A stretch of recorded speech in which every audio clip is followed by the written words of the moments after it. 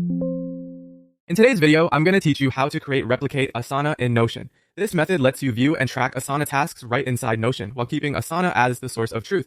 Updates you make in Asana will automatically reflect in Notion, which is perfect if you work in both apps and want a single dashboard without duplicating your effort.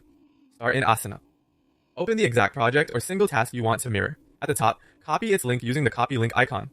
For a whole project, copy the project link so every task comes through. For just one task, copy that task link for a focused view. Make sure you have permission to view the content in Asana because Notion will respect those permissions when it syncs. Now switch to Notion and open the page where you want this to appear. You can use an existing workspace page or create a fresh one for clarity. Paste the Asana link directly into the page. Notion will detect it and offer options.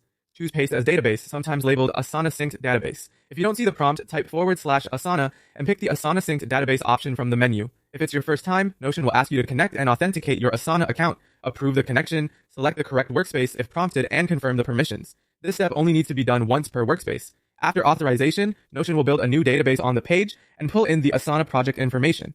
Each task appears as a row with properties like assignee, due date, and status. From here, you can change the database view to table, board, or list, add filters to focus on specific assignees or due dates, and sort to surface priorities.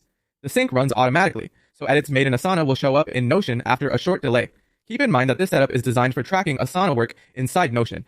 In most cases, updates flow from Asana to Notion, not the other way around. If something isn't appearing, verify the original Asana link, your access permissions, and that you selected the synced database option, then give it a moment to refresh. And that's it. Your Asana work is now visible and trackable from within Notion with minimal setup.